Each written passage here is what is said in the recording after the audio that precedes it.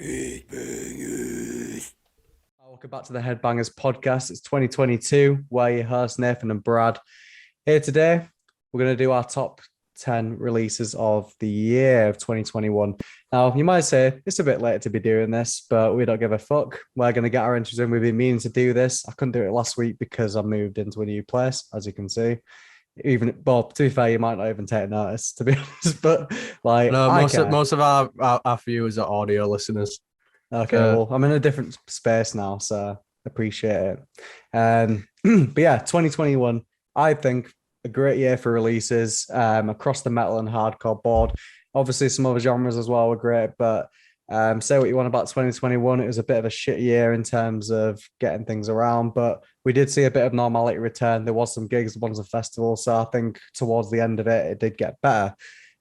Nathan, just a wrap up for 2021, not even album related. What's your thoughts?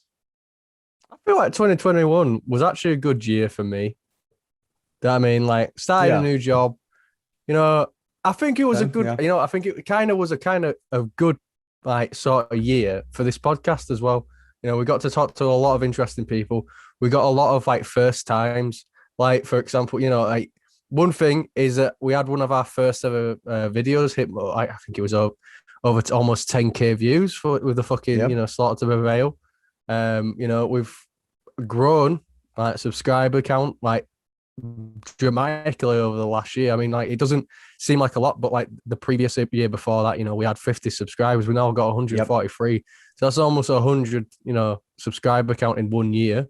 So I Hell think yeah. that. I mean, it doesn't sound like a lot, but if like 100 people sat in this room, you'd be like, fuck. No, absolutely. Like we've got a lot to thanks for, including the bands that we spoke to. We've had some amazing conversations that I think Nathan can agree with me, where it's made our 2021 a lot more interesting because we've actually managed to socialize even at points where socializing wasn't a thing. We've got a lot to thank for people that have sat down and watched us. Also, big thank you to our fucking selves because we've managed to push content out every week. Which for us, we are lazy bastards sometimes, but we've got up every week, we've done it.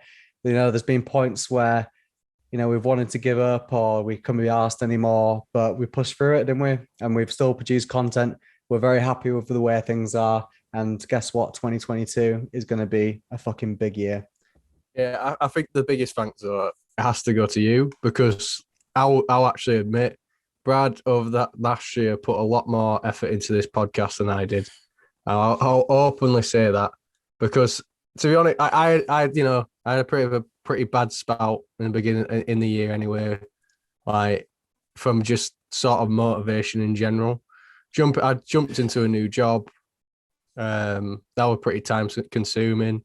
I also had the band, but also trying to push me. I feel like I was focusing on the music side of things more, which I was trying to prioritize that. And Brad kind of took the reins a lot more. So if it wasn't, everyone's kind of got Brad to thank more because if it wasn't for Brad, we probably wouldn't still have the podcast. So, Well, I will take that. well done, Thank you Brad. very He booked much. he booked majority of the bands. He booked majority of the bands last year as well. So hats off to him for that. Anyway, stop blowing smoke up my ass. I do appreciate it. No, I think I got a lot of thanks to you as well for turning up. Big thank you to the bands. Big thank you to Hey, the fans. just turning up, motherfucker. No, you have done a good job. You have done a good job. But yeah, let's get on with the top 10 releases. So me and Nathan have picked five each, but there was a lot to congest. There's a lot to decide on, and it was very hard to sort of pick five favorites as opposed to the multitude of releases that came out. Nathan, do you want to hit us with your runners up? Like which one didn't make the list, but were very close for you? It was actually like harder than I thought to make this list because I was like, Yeah. I didn't really listen to a lot of new stuff. But the new stuff I did listen to, I really liked a lot. So it probably won't be that hard. But then I actually went back to everything that I've listened this year and looking through it all was just so fucking hard to actually compile it into like one small list. I mean, few honourable mentioned, Snuffed on Sight, their self-titled EP, Snuffed on Sight, that came out last year. Fuck me, is it a good one? Like, I'm not even kidding. Like, if you like yourself a bit of slam, a bit, yeah, I'd spin this. I'd spin this because it's so fucking brutal. Every single riff is just, oh, it reminds me of the old classic slam sound, but still has, kind of like the nice stuff that, like new slam has. Very, Yeah. very, very, very like melody charged and groove charged as well. But the breakdowns in it, fucking hell, don't they kick the shit out of you? So shout out to Snuffed on Sight for that self-titled EP. Another one would be also who has a feature on this EP, so a bit of synergy right there, would be 200 Stab Wounds with a Slave to the Scalpel. This album's just a straight up death metal fucking haven. So you really need to check this out. Like, honestly, 200 Stab Wounds are one of those bands that I feel like are going to get a lot of attention in the future. They have worked with Snuffed on Sight on their new EP as well. They did a bit of a feature, and it was one of the only bands out of the entire year Spotify recommended to me. I actually liked. So check out that new release. It's fucking really good. And another one from the death metal side of things is Mortar Fury, Preserved in Torment. Now, can I just say, Mortar Fury are such an incredible death metal band. They encapsulate everything that's great about old school death metal and that entire sound, and just package it up in a nice little present for you to give it to your kids on Christmas morning. Because genuinely, Mortar Fury are such a ridiculously heavy band without even like sort of trying to go onto the tropes of being heavy. They just are like, if you like your death metal, you're going to love Mortar Fury because they really do encapsulate that sound, and they really do hit out the park with Preserved in Torment. Oh yeah, actually, Mortar Fury, I remember seeing a lot of people rave about that, so it's definitely one for me to check out for some things I've missed. Yeah, so my runners up, I got to start with Heliocentric Gabriel. It's one of the first albums that got released in 2021. We've spoke to Jared, the mastermind behind it all, and obviously I didn't really know much about his music until I discovered him, but like, wow, that guy is incredible. Like, he's such a talented musician to be able to play all of them and well too. He puts a lot of effort into the lyric writing. He's obviously very passionate about it. And the production quality. It's a nice little slice of everything, but you can tell that he doesn't leave a stone unturned. He even films his own videos, which I know from a fact that, trying to film your videos, edit them yourself, like when, you've just got one camera and you on a tripod, is fucking hard. So hats off to Jared. You can agree with that, can't you, Nath? Oh yeah. Yeah, remember that time I sent you my footage and you were like, bit deaf, and you recorded your wall for 45 minutes from the podcast. Exactly, like, it's hard. Didn't even realize. Didn't fucking realize. No, absolutely, but hats off to Jared. Amazing release. I can't wait to see what he does next. My next one is Violence Unimagined by Cannibal Corpse. Now, it's weird because, the year of 2021 for me, like deathcore wise and, other subgenres of death metal, I thought there was some amazing releases, but the actual brutal death metal side, the meat and bones of things, I struggled to find some that really stuck out to me. There was a lot that sort of went under the woodwork, or, there was a few that impressed me, but not many. But obviously Cannibal Corpse, the OGs, like, they know exactly what they're doing. And I feel like Cannibal Corpse is a fine wine. They just get better with age. I very much enjoyed Violence Unimagined. It's probably my favorite Cannibal Corpse album, to be honest. I feel like they started to bring a lot more melodies that wasn't present in the early stuff. And fucking, it just rips, and I love it. I still haven't listened to it, and I feel really bad for that. You should. I still have not listened to it. I just can't find the time.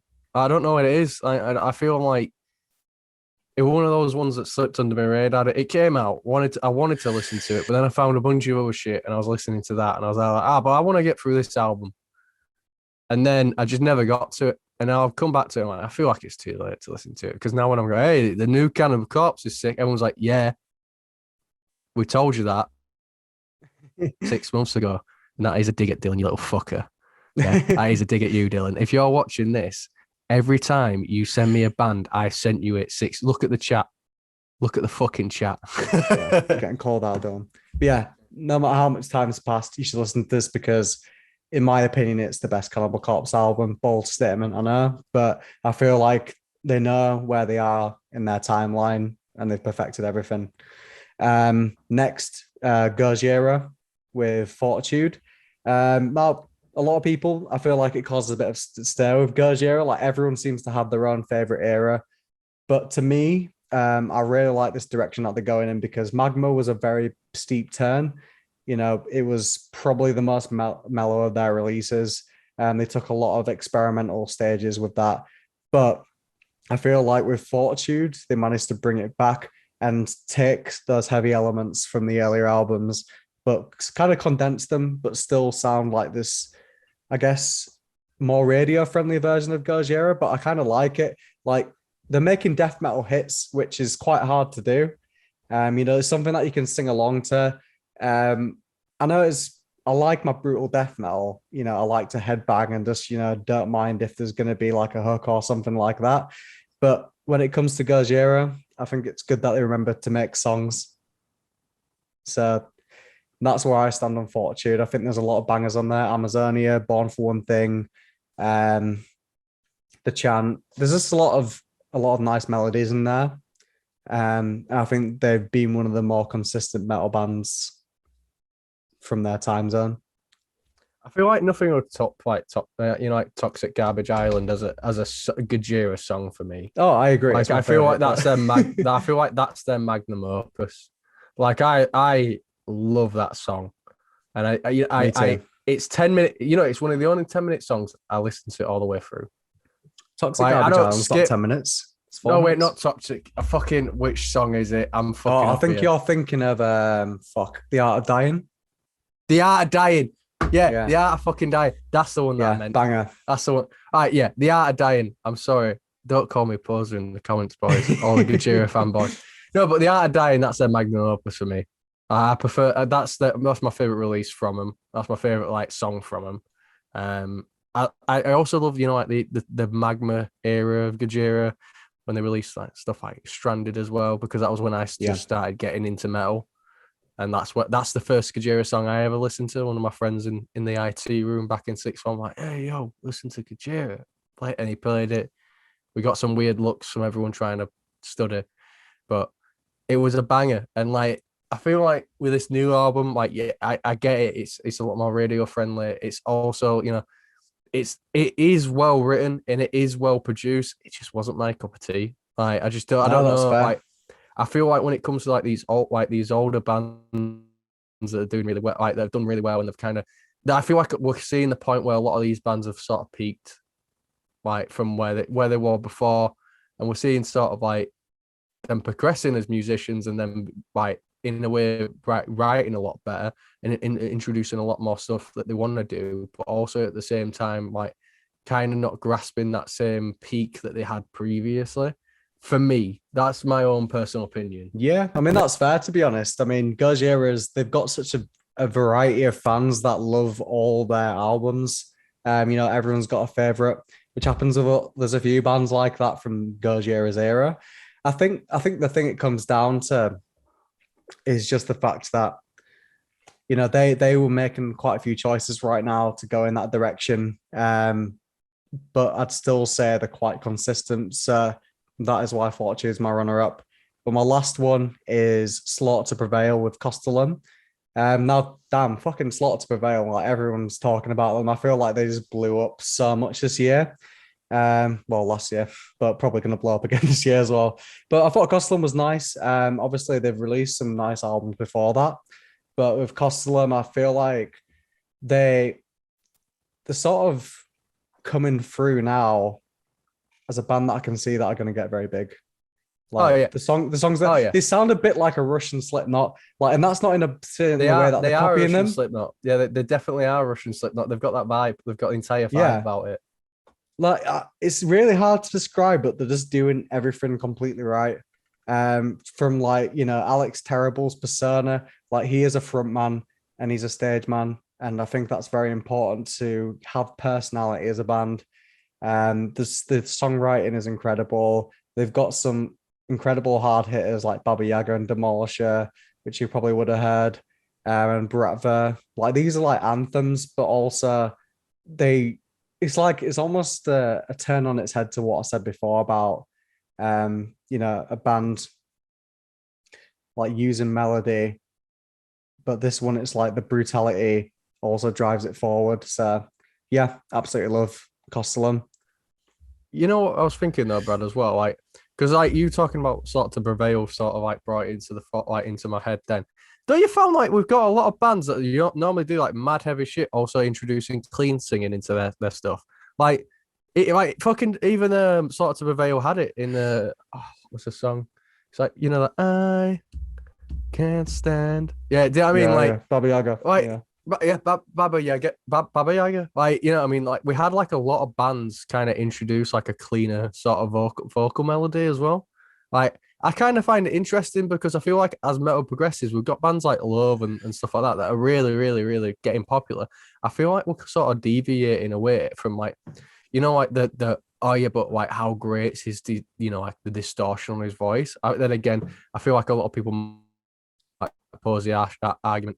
Lana Shaw with Will Ramos. They're like that's yeah, the main reason why the song blew up. But I feel like metal as a whole, as it's sort of progressing, especially I feel like it's mainly in Europe and the UK, it's kind of getting a softer tone, but with darker lyrics. yeah. If that I feel makes any like sense. people are like finding a new way to be heavy that's not traditional because obviously there's so many heavy bands out there that might be using death metal elements or blast beats. So people want to try and find a more dark avant-garde way of approaching brutality, which I think I'm all for. Like, you need people to keep it fresh. You also need people doing the same thing, or you need people to introduce those heavy elements. But overall, it's nice to see some new direction. But Nathan, kick us off with your actual fifth choice then. So my number five, again, really fucking hard to do this list. But number five has to be Spirit Box Eternal Blue. Now, the reason why I sort of picked this album is because I just think it's a very well done album all the way through. There's not much I can really pick gripes on at all. I mean, like, it doesn't really change. It doesn't really change the spectrum. It is just sort of standard metalcore album, but because of how well it executes that, I feel like that's why I had to add it to the list because out of all the metalcore albums that I listened to, even though it didn't rewrite the book, it was the best written out of all the ones that I feel like came out this year. There's another one on there which is not loose, which we'll get to in later sections. But this specific album for me, like it, you found it that it was beautiful in some parts, but Courtney's vocals as well. Like Jesus fucking Yeah. Christ, like that. Honestly, her singing's amazing, and her scream's amazing, and she knows how to switch to at what bit and how to make it as impactful and as important to the song as possible. The instrumentals on it as well, really well written, all floated well together. It's a really well flowing album. You can kind of just sit there, kind of get lost in it, and I really enjoyed it. So that's why it's my number five. Yeah, absolutely. Spirit Box probably would have been my other runner up if I could pick another one.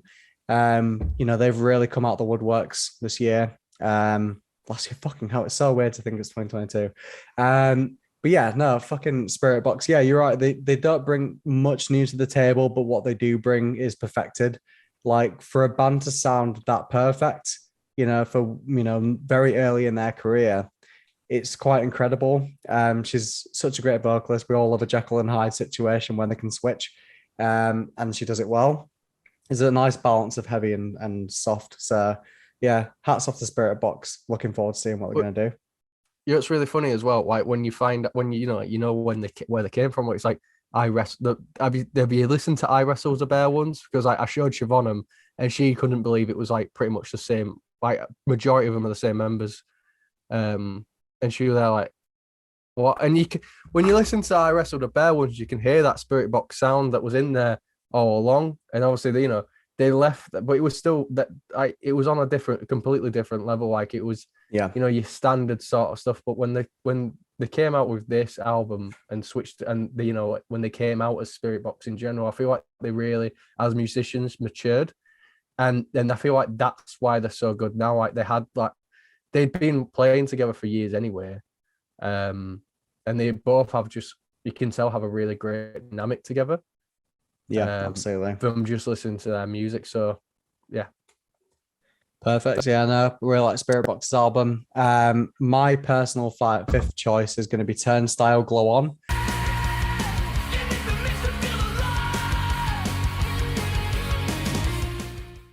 Now you told me to listen to these, and obviously I've been pushing it off for ages, not because I didn't want to listen to it, but just because I No, just you keep always forgetting. do this. You always do this. I always send you like an EP, and I always send you like a band, and then you're there like, yeah, I'll give it a listen. You never listen to it, and then it's either like you go, oh, what shows are on or something like that. Who's playing like about this band? I sent you them 6 months ago, and then you finally listen and go, yeah, let's get tickets now, and like shit like that. Like I'm there like. I'm there like just listen. It's same with Dylan. It pisses me off because I send him it. I send you guys it, and I'm like, listen to this. It's pretty good. And then, like a couple of months later, they go, "Hey, that was pretty good." I'm like, "Well, have you got like a list somewhere that I'm not aware of? Because I feel like I need to update that for you. Like, because since I sent you that, they've released this. Like, it It's annoys like me. it's because you send me shit when I'm like at work and I'm like doing something at the time, and I'll just forget because we talk about something Because I else. listen to But music when I'm sat doing work. yeah, I got fucking just if I'm dealing with a customer, I can't just fucking put my headphones on the start list Turnstile, can I? You can. But hang on, some fire shit Oh, a being sent minute, my way. breakdown coming. Hang on. But yeah, Turnstile, fucking hell, like that. It really blew me away because it's not something that I've heard properly, and that's something that caught me off guard for sure. I feel like Turnstile, they are hardcore. The albums before that were a bit more heavy and more kind of standard hardcore, but with this album, they sort of introduced a lot of indie style and a lot of hard rock. There's a lot going on as well with like some electronic sounds. So I really like it because it's one of those things that you could listen to any time of the day. Like it doesn't matter if you're in a mood for something heavy or something soft or something in the middle. Like they kind of hit you with everything on this album. Like, Also, they've blown fucking up since the release. Did you see that they were oh yeah, on NPR? oh doing They were like on talk fucking shows and NPR. stuff. It's kind of Yeah, incredible. and Jimmy Fallon. They're on fucking Jimmy Fallon. And it's mad though, seeing like a hardcore band to that level because I don't really think we've ever seen that really, other than like bands like Terror and Madball and stuff like that. But even then, I don't think there was on like Jimmy Fallon and stuff like that. I could be wrong, but I don't think they were ever on like talk shows or like that sort of level. But same with a hardcore band called Scouse, like shout out to them. They've been doing really well as well. Like they've blown up massively this year. I feel like it's a good time to be a hardcore band because it's becoming a lot more in the forefront. Absolutely, it's one small step for Turnstile, one Well, giant leap for hardcore.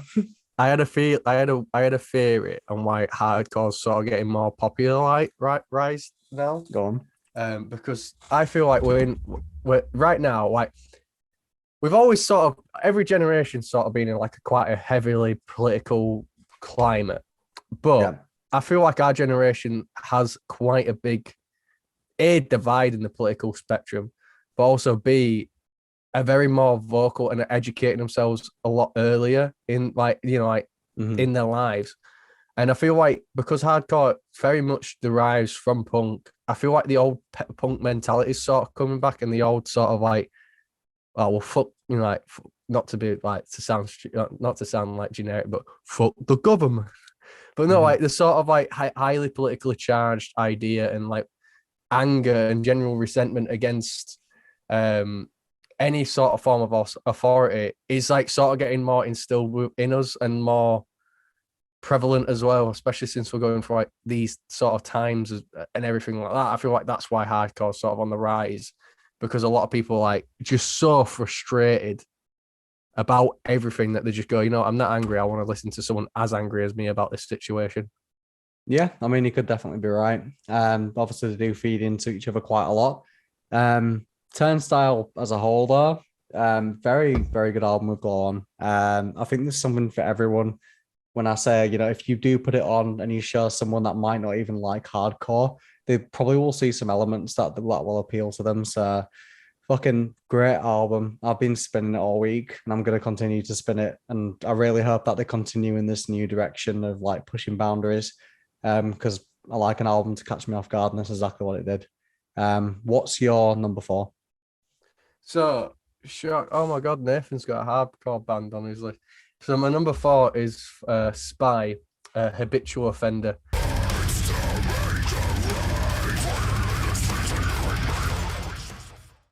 Now, this is an EP. Everyone's like, oh, why don't you do full albums? Right. I'm doing EPs. I'm doing EPs and albums, right? We're doing releases, keyword releases. All right. But fuck me, this band, man. Like, I think I've sent you a couple songs and you've done that bullshit where you don't listen to it yet. Right. But I'm not this band is that everything they record is so raw. Like you get such a genuine like feel of aggression from them.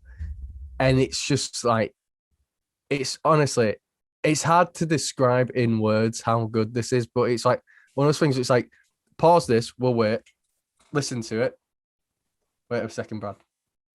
Yeah, it was sick, wasn't it? Do you know what I mean? Like, it's that good. Like, I feel like I shouldn't really be just go and listen to it because the production on this, as much as it's not overly produced, which is what I like. It's just this raw bit of hardcore music that this band have kind of just been like made and then just gone, there you go. Like it is such a good it's a good EP. It flows well together, and you just I can't describe it. It's just listen to it for yourself because it's an incredible EP.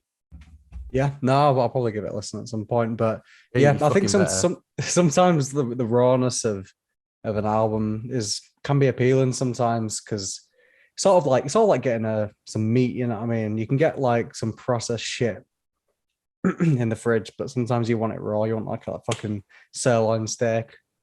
I don't know why I'm fucking going with this, but you know what I mean? It's not like it's not like a, you know, like those EPs, like those like songs that sort of come out that's so well mixed. It's like, oh, you can hear every single little bit. Yeah. It's got some rust to it. It's got some it's, you know, it's not perfect. It sounds like it was recorded old school.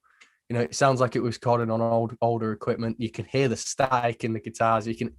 But that's what's good about it. Like the production on it is really fucking like really good for the sound and overall tone that the band wants to sort of put out there. Yeah, and definitely it really some appeal. all flows well together. Absolutely. So my fourth pick is going to be Architects for those who wish to exist.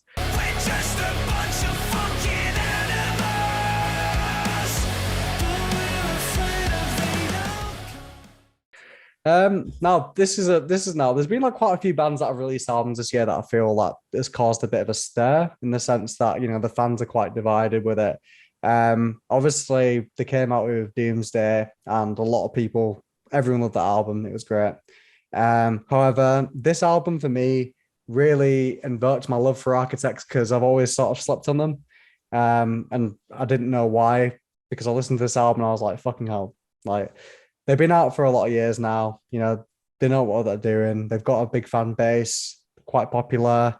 But even though this album, you might say, is a bit condensed as opposed to what the rest of the albums are, I feel like it's just fucking monumental, like very epic. And there's a lot of songs in here that probably could be played and are arena worthy. But it just sounds like a band that know where they stand in their career. They know they sound like Architects. There may be tons of bands that have tried to rip off Architects style, Wage War. But yeah. All right, can we have a bit? All right, after you know, like we talk about Architects, can we have like a bit of a side note on Wage War? Because I have a theory about Wage War, right? Because me and Dylan were talking about Bloodstock, right? I think they might be industry plants a little bit, but like, let's go. Just finish off what you were talking about with Architects, because I also have like a lot to talk about this album, right? Okay, cool. But yeah, you've got songs like Black Lungs, you've got Animals. It's heavy, it's catchy. Like I don't get bored of this album. You know, I can put these songs on repeat all the time because it's, and I don't want to call it like pop songs, you know, that, you know, they come on, you can imagine it coming on the radio, you'll sing along. Like I feel like it's got a lot. They were on the radio though. I was at work. Yeah.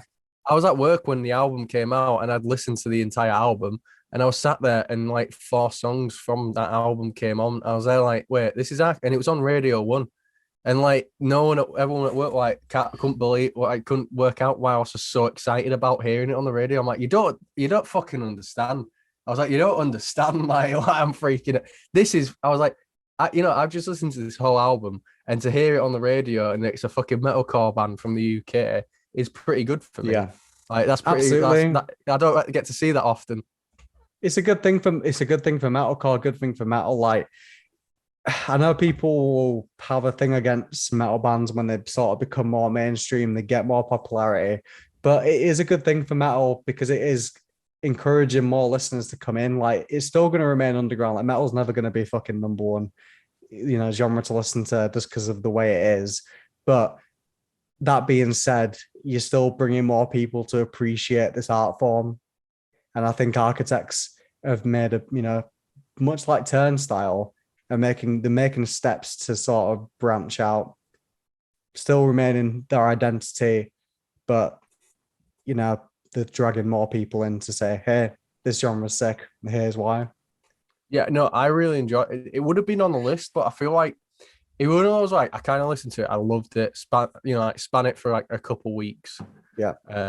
And then just kind of stopped listening to it. I found after quite a few listens, which like anything like that, it kind of like, all right, I've listened to it before. Hey, fucking hell. But anyway, I've listened to this before. I kind of know where it goes, and there were a lot of replayability. I'll give it that, because I did replay it a lot before I got to that point, and like I really loved this album. Like it kind of got me into Architects, because again, like you, I kind of slept on them as well. Like, I didn't really bother with them. Like, I heard Doomsday, I thought that was a good song, but I never really listened to the albums. And then I listened to this one. I was like, I'm going to check out the older stuff, check that out, and really got into them. Like not this year, last year, and really enjoyed them. And that album's it is so well done. It's it's not like it's not heavy, but it's catchy and it's enjoyable and it's an easy listen. Like not everyone wants to hear 24/7. Like, like I just sometimes want to listen to something and chill out, and that's something that it can offer. It's a nice balance. It's a 50-50 mix. Saying that, the opening riff to Animals is such a fucking banger. Yeah, if you don't bang your head to that, you're a liar. Yeah, no, it's like it's like the hate breed for Perseverance riff. Exactly. I mean, if you don't bang your head to that, or the breakdown in Domination, you know what I mean, like by Pantera. If you don't just go dun dun dun dun dun dun dun dun dun dun. Yeah. Do you know what I mean? Like, I feel like if people don't, they're restricting themselves. I know they are. They're just trying to not. What's your number 3 then, Nathan? So my number 3 is Not Loose, A Tear in the Fabric of Life.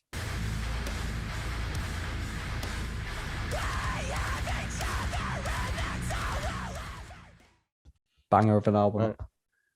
Well, it's an EP. I know. But you know what? I really enjoyed this one. It's another, like, I don't know what to put. I feel like Not Loose, you can probably say the metalcore more than the hardcore now. Do you know what I mean?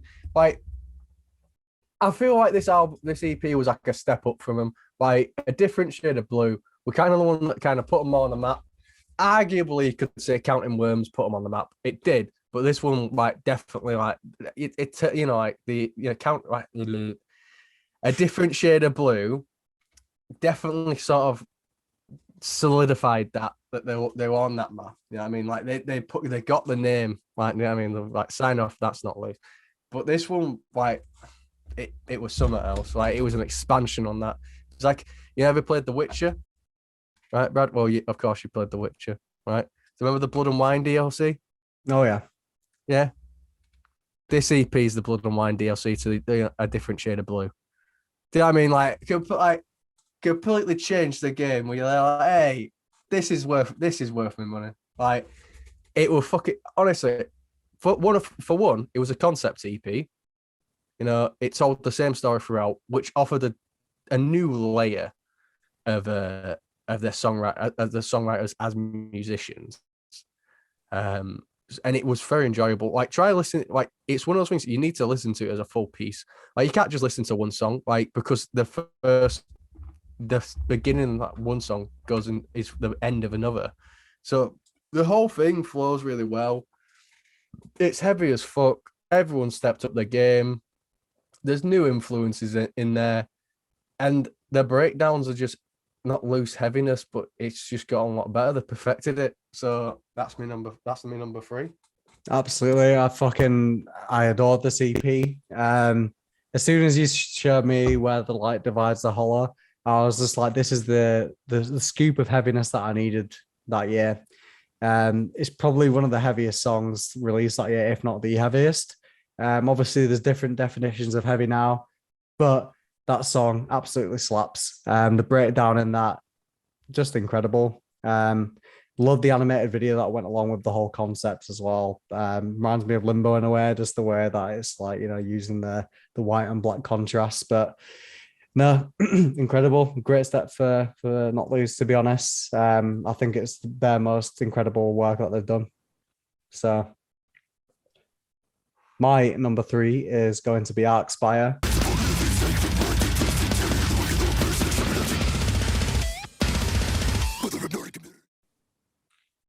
And I fucking forgot the album name. Let me go get it up. But to be fair, I did listen to the album recently, and I actually really enjoyed it. Did you? Yeah, like I talk a lot of shit, especially on the podcast. I know. Believe it or not, to our listeners and viewers at home, I talk more shit to Brad than I ever say on the podcast. Believe me, right?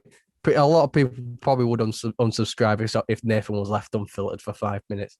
But anyway, I don't like tech death too much. There's certain bands I like, but I think for the most part, it's kind of like a wank off session between guitarists. It's like, hey, I can sweep. What is it? Sweet pick. Oh, I can gravity pick. Oh, I can play the guitar with just thinking about it.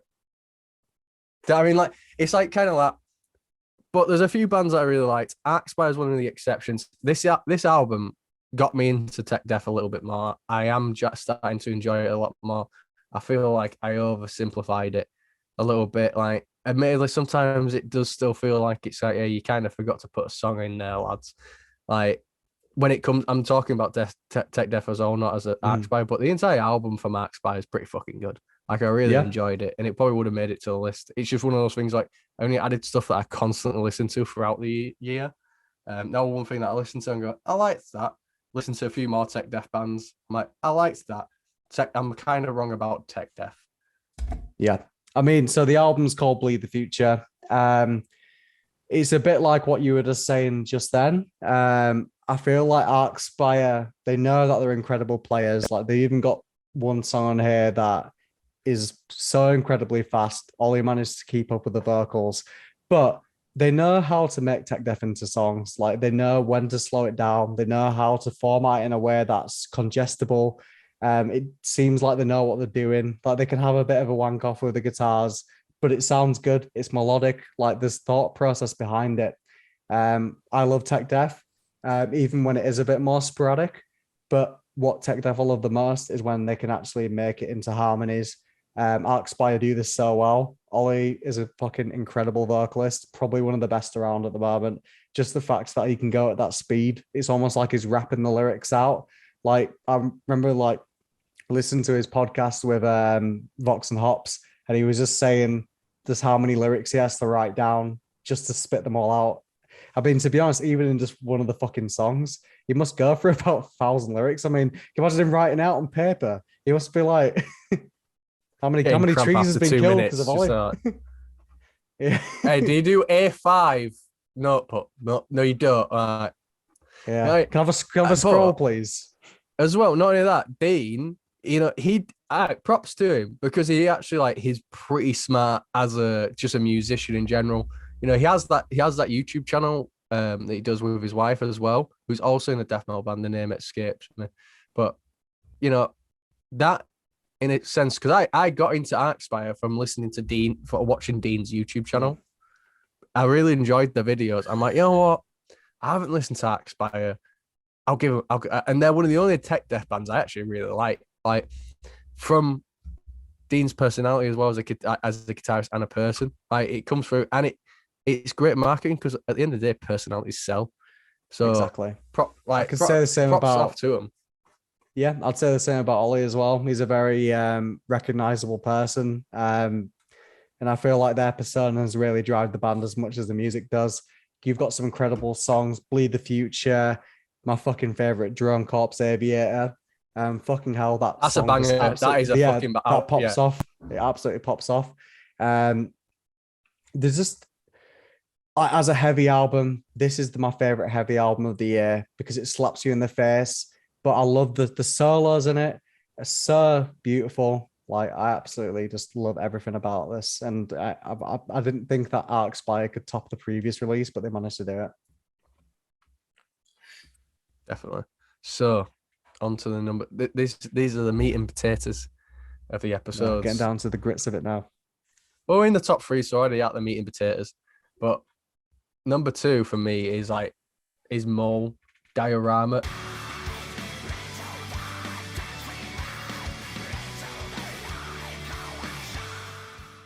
And I believe me, but the difference between my number one spot and my number 2 spot is it's as thin as a hair.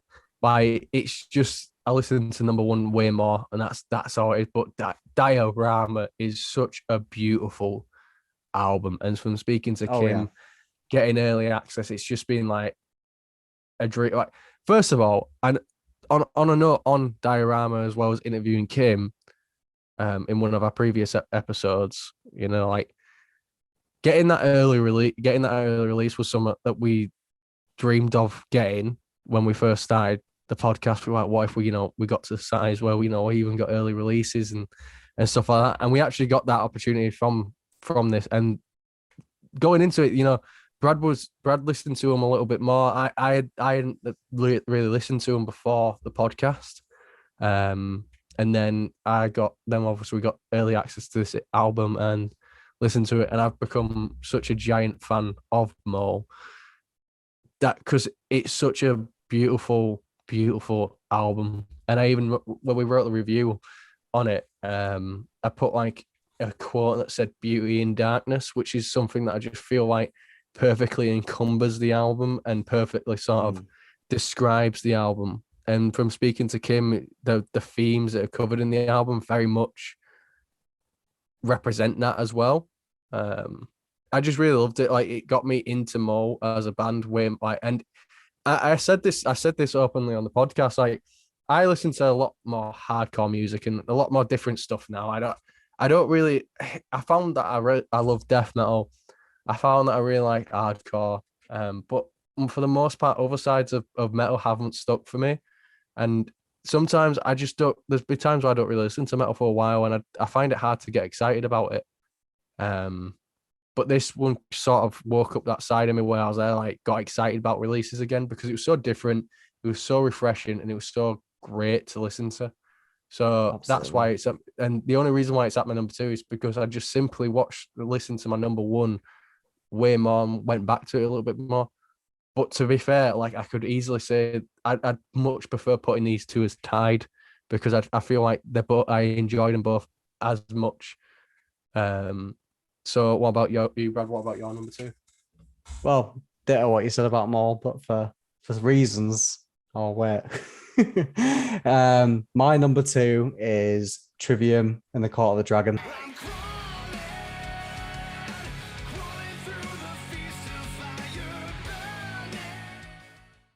Shock, I know it's Trivium. Who knew? But Trivium be my favorite band. Them and e.ps like joint first. They've always been like that for about 6 years now. Reason being, I love everything not only about the members. Matt Heafy as a person, I think he's incredible. Very motivational, funny guy. He knows how to market himself as well as his music, and he's always doing stuff and doing bits. But just Trivium as a whole, when I talk about consistency, like I mentioned before, like Trivium have always been consistent since the first release, Ember to Inferno, to In the Court of the Dragon. They've tried a lot of different styles. Like now, they know what Trivium sounds like. This is the best they've ever sounded their entire career. And they've really managed to bring those heavy elements back that people, when I guess in like, Silence in the Snow came out, people didn't think that they'd bring that back because of what happened to Matt's voice. However, a few albums down, you've had The Sin in the Sentence, which is a great album. This, no stranger to that either. There's some real nice, refreshing bits of musicianship for Trivium as well. Like The Shadow of the Abattoir. It's like a long ballad song. It's got some, I don't want to say folky elements, but there's definitely some epicness to this song. But you've got heavier songs on the album, like Only Way Back's But Through. I just fucking, there's nothing, I could sit and talk about Trivium for hours, but the point being, you might say this doesn't bring much new for Trivium, but it's a fucking banger. Like, this sounds like Trivium. When you reach that level of musicianship where people can identify, like, that's Trivium, like, they don't really have to try too much now. They just smash it out. The mastercrafts with the musicianship, they know exactly what they're doing. We did do a reaction to the flanks that came on this album, but fucking copyright took it down, so fuck that. But either way, that was an epic I song. wanted to dispute it, but like, what's really bullshit? So what's really, really bullshit about YouTube's you know who reviews it, by the way? When you dispute it, who reviews you dispute? Spots The guys that it's the guys that made the dispute. Wow. So obviously they're gonna be like, yeah, we don't agree with you. Don't know about this. Yeah, it's a shame, but like that was probably the best song on the album for me. It's one of those 7-minute, 8-minute songs that, twists and turns, a bit of a progressive feel that really reminded me of the Shogun area of Trivium. It's a homage to everything that they've done. And, I think they managed to encapsulate all the fans with this one. Definitely. You know what? Again, like I said, like when we reacted to it and our viewers would have seen this, I hadn't really listened to Trivium a lot, really, like after The Sin in the Sentence. But when we reacted to it, I really enjoyed that song. I thought it was really good. And if we hadn't got copyright striked, you'd have been able to see that you would have known reaction that fit really well into the fair use policy of YouTube. We did actually do color correcting on the video as well, so we did actually do a lot of editing, and it was paused at many intervals where can contribute fair use. So, not that I'm salty or anything like that. They did get taken down. Yeah, no, it's not like we put loads of work into it for it to be taken down. It's not like Brad anyway. slaved over for ages editing that fucking video, and then I also spent ages making that fucking thumbnail for it to just be taken down after an hour being up. But we're not salty at all. But if you'd watched the reaction, you'd have known that we kind of really liked this release from Trivium. Yep. So fuck that. That was a shit situation. We go into our number ones now. Disclaimer, just to throw it out there, we have talked about these bands in this video already, but we've just got them in different orders. This was an oversight. Yes. But our top first favorite album of 2021 was both Mole Diorama and Turnstile Glow On. I'll say my piece about Mole just real quick, because obviously we've done a review about it. We've talked to Kim. We've probably mentioned it quite a couple of times about Diorama, because this is the album that really threw us off guard. I've never really listened to much shoegaze influenced music before. As a fan of black metal, as a fan of metal, as a fan of many genres, I feel like this is an absolute masterpiece. I haven't heard anything like Diorama, and there's so much emotion and thought coming into it. A lot of like darkness turned into beauty, much like what you said, Nathan. Like, it's almost weird because it just makes you kind of happy when you listen to it, even though the lyrics, well, I guess it's sort of overcoming trauma in a way.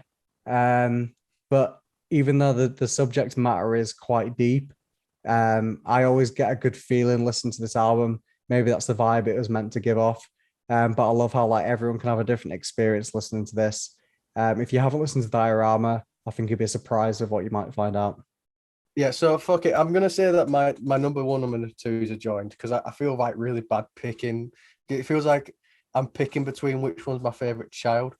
because I'm not even kidding. Like, I love this. I love these albums both just as much as the other. But obviously for different reasons. But I think the reason why Turnstile Glow On is my number one is because I found myself just going back to it more often. Just replaying it as much, and that's why I feel like it's my number one, because I kept just going back to it throughout the year. No matter what kind of got released, I kind of just went back to it and listened to it again. Yeah, I mean, I kind of like, stayed quiet about Glow On when you mentioned it. It's pretty mad though. yeah. Our lists were pretty similar. But Glow On for me, it kind of Turnstile picked up where the alternative hardcore bands sort of came out. You found in the 90s, towards the end of the 90s, you found a lot of hardcore bands started doing this weird, wacky sort of form of hardcore. It almost, so in some elements, kind of reminds me of the Beastie Boys.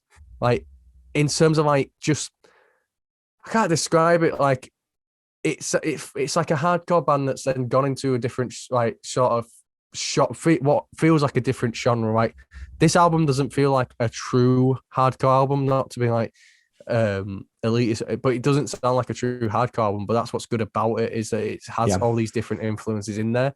I mean, there's so many. It's such a catchy album. There's so many songs where I find myself just singing it in my head, and I've been like, I'm gonna just put that on because it's so good. I mean, TLC as well. That's the most hardcore song from that album. That's fucking sick. Yeah.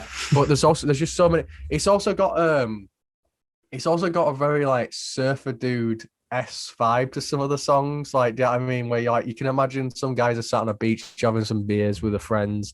It's like Alien Love Call. That's like exactly. Like, but like, because of all the versatility of that album, it's so good. And then like Dance Off, right? Dance Off, right? Seems like it should be in a teen movie from the early 2000s. I mean, like at a house party scene. But that's what's good about it. It just has, it's like a bit of nostalgia wrapped up. But this album's incredible. If you haven't listened to it, listen to it, because it's it's refreshing to hear from like a hardcore band, and it's really well done. So yeah, Turnstile, Mole, that's our favourites for last year. Incredible albums. Both really changed the game, I think, and we both like genre bending bands. Incredible release. I honestly thought 2021 was, say what you want about it, but in terms of release, I really feel like most bands gave it their A game. It was a very good year. Very good year for releases. It was indeed. So yeah, stay tuned. We'll be coming out with more stuff. I definitely want to start booking some more bands. There's plenty that I'd love to get on. So watch this space. Don't forget to like and subscribe. We are on Patreon. So if you want to get started, you want to support us, you want to support us, yeah. And by the time you're watching this, me and Brad are going to be in the cabin in the woods in the middle of nowhere. Exactly. So also keep an eye on social media. We've got a couple of surprises with us being at that cabin popping up there. Maybe a couple of jokey videos every now and again. You might get to see me and Brad absolutely shit faced having some cigars on a balcony. So he's giving it all away. No, I didn't give it away. Didn't give it away. But I've got to talk to you about these cigars after this, so let's wrap it up. Okay, right. See you guys next episode.